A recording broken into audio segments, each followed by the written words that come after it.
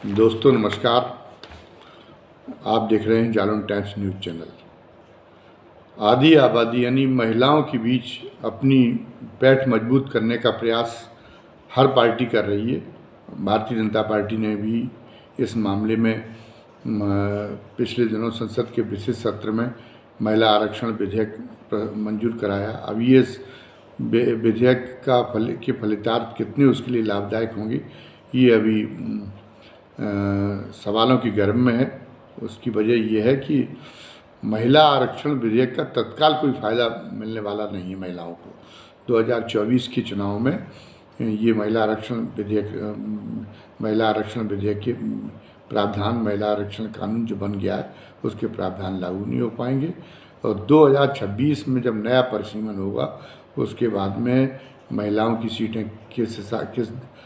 किस तरीके से तय होती हैं, परिसीमन कब तक पूरा हो पाएगा, मतलब यहाँ तक है संदिग्ध है कि 2029 में भी महिला आरक्षण का कोई लाभ महिलाओं को मिल पाएगा, इसमें भी संदेह है। बहरहाल अब इस मुद्दे को लेके इसलिए भारतीय जनता पार्टी ने रैलियों का सिलसिला चलाया था ताकि महिलाएं प्रभावित की जा सकें, लेकिन वो ज़्यादा जोर नहीं पकड़ पाया ये उसकी इन्हीं विसंगतियों की वजह से।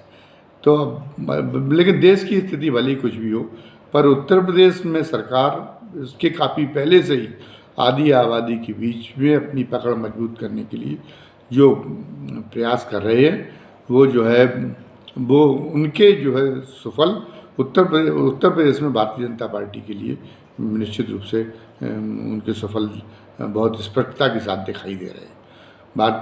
जब उत्तर प्रदेश में योगी सरकार ने सत्ता संभाली थी तो विरासत में उसको महिलाओं के ऊपर होने वाले अपराधों के मामले में बड़ी बुरी स्थिति विरासत में मिली थी।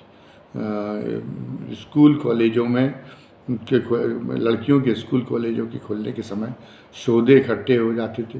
ऐसा लगता था कि पुलिस का उन पर कोई नियंत्रण नहीं, उन सौदों की वजह से तमाम सारे लोगों ने अपनी लड़कियों की पढ़ाई बंद करने तक का निश्चय कर लिया था।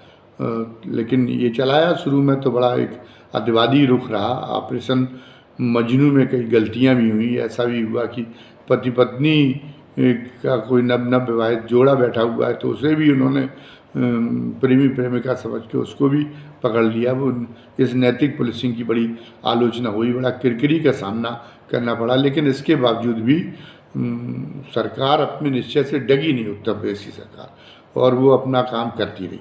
सन 2020 से उन्होंने मिशन शक्ति एक अभियान शुरू किया और मिशन शक्ति अभियान के तहत इस बार और उन्होंने उसको नवरात्र से जोड़ा। नवरात्र माने शक्ति का पर्व। शक्ति माने किसको? शक्ति को उन्होंने स्त्री को शक्ति का प्रतीक माना, मातृ शक्ति को मजबूत करने का एक पर्व माना। और इसलिए इस बार उन्होंने ये जो मिशन शक्ति है इसके चौथे चरण की शुरुआत इसकी जो है इसकी पूर्व संध्या पर, नवरात्र की पूर्व संध्या पर की। और उसमें पूर्व संध्या पर मुख्यमंत्री जी ने बताया कि पहले महिला आरक्षियों की संख्या 2017 में जब उनकी पार्टी सरकार में आई थी तो केवल 10,000 थी। आज उन्होंने 40,000 महिला आरक्षी कर दिए। पहले महिला आरक्षी 100 पीस के तौर पे थे पुलिस में, उन्हें केवल दफ्तरों में बैठाया जाता था। लेकिन उन्होंने महिला बीट अफसर बना के और फील्ड पर उन लोगों को, महिलाओं को उतार दिया। और इस मिशन शक्ति में उन्होंने बताया कि अब जो कल से नवरात्र में एक विशेष अभियान चलेगा। छेड़छाड़ करने वालों को उनके समझाया नहीं जाएगा, पुलिस टाला मटोली नहीं कर पाएगी। उन्होंने कहा कि महिलाओं के जो हमारे महिला बीट ऑफिसर हैं वो गांव में जाएंगे और पता लगाएंगे कि महिलाओं की सुरक्षा में कौन सेंध लगा रहा है, और जो सेंध लगा रहा है उसके खिलाफ समय से पहले से कार्रवाई की जाएगी। और ये बात उन्होंने कहा कि ये जिलों पुलिस के जिला स्तरीय अधिकारियों को भी हिदायत दे दी गई कि वो महिलाओं से संबंधित जो अपराध होते हैं उन अपराधों में दर्ज होने वाले अपराधों की खुद निगरानी करें ताकि उसमें कोई शिथिलता ना हो पाए। अगर कहीं किसी थाने स्तर पे कोई गड़बड़ी पाई जाती तो उस गड़बड़ी के लिए थानाध्यक्ष के खिलाफ तत्काल दंडात्मक कार्रवाई की जाए, ये उन्होंने कदम उठाए। और निश्चित रूप से उन्होंने, मुख्यमंत्री जी ने ये बताया है कि जो राष्ट्रीय अपराध अभिलेख ब्यूरो है, उसके आंकड़ों में बताया गया है कि यहाँ महिलाओं के प्रति होने वाले अपराधों में इन प्रयासों के कारण काफ़ी कमी आई है। और जो है अभियोजन में भी जो कसावट आई है, जिसकी वजह से सजाओं का प्रतिशत बढ़ा है महिला अपराधों के मामले में। ये तो हो गई एक सरकार के दावे की बात और आंकड़ों की बात। लेकिन जो लोग ज़मीनी स्तर पे भी अगर इसका गौर किया जाए तो ज़मीनी स्तर पे भी दिखाई दे रहा है कि उत्तर प्रदेश में महिलाएं अपनी सरकार के किए जा रहे प्रयासों से काफ़ी खुश हैं। अब लड़कियां पूरे आत्मविश्वास के साथ में कोचिंग सेंटरों में और स्कूलों कॉलेजों में जाने लगी हैं। उन्हें भय नहीं लगता कि उनके साथ में कोई घटनाएं, यद्यपि घटनाएं अभी भी होना जारी है, लेकिन अब उन घटनाओं की संख्या बहुत सीमित रह गई है। और जहाँ घटनाएं हो रही वहाँ उन मामलों में कड़ी कार्रवाई हो रही है। वो अब केवल उसमें पुलिस की मदद से ही नहीं चल सकता, कई मनोवैज्ञानिक समस्याएं भी हैं, कई सामाजिक कुरीतियाँ हैं जिनकी वजह से अभी इस सिलसिले को पूरी तरह से नहीं रोका जा पा रहा। लेकिन महिलाएं एक अपने लिए सुखद स्थिति का देख रही है। अब वो सार्वजनिक स्थानों पर रात में विचरण करने में भी अब पहले जैसी असुरक्षा बोध उनके अंदर नहीं रह गया। अब उनका हौसला और आत्मविश्वास बढ़ा है। इस बीच में उत्तर प्रदेश की सरकार ने अपने स्तर पर सरकारी नौकरियों में महिलाओं को ज़्यादा हिस्सेदारी देने का प्रयास किया है। स्वावलंबन और महिलाओं का सम्मान बढ़ाने, इसको भी उन्होंने इसके लिए भी अभियान चलाया हुआ है। और इस अभियान के भी सफल बहुत अच्छे सामने आ रहे हैं।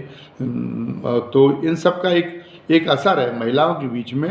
अगर किसी भी राज्य में सरकार की पैठ महिलाओं के बीच में सबसे ज़्यादा मजबूत है तो आज वो उत्तर प्रदेश की सरकार के। इसलिए उत्तर प्रदेश की सरकार की अन्य कई खामियों पर, मुख्यमंत्री योगी आदित्यनाथ जी की अन्य कई मोर्चों पर जो खामियां हैं उनकी आलोचना की जा सकती है।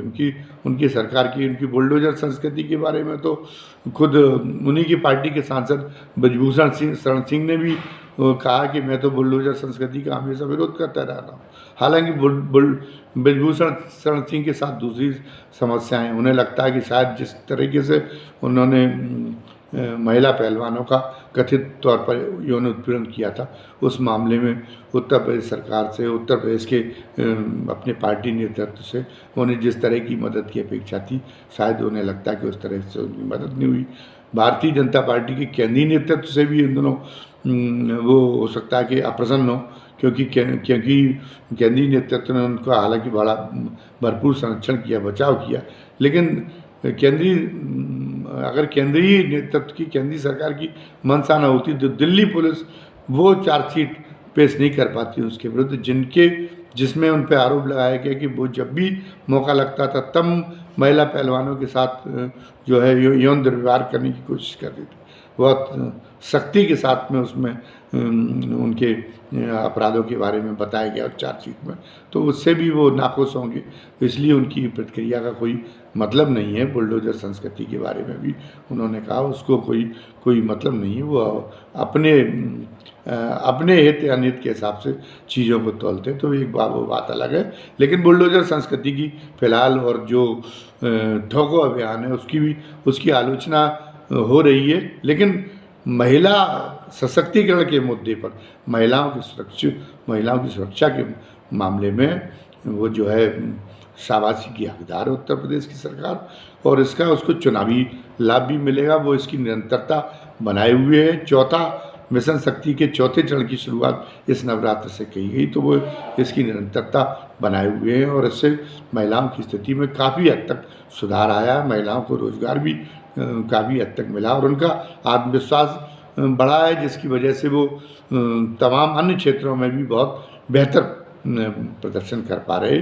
तो उत्तर प्रदेश सरकार की इस मामले में जो नीति है, जो कार्य है, उनका अनुसरण अन्य प्रदेशों को भी करना चाहिए और अन्य प्रदेशों के सामने इस मामले में वो रोल मॉडल की तरह है। धन्यवाद। जय हिंद, जय भारत।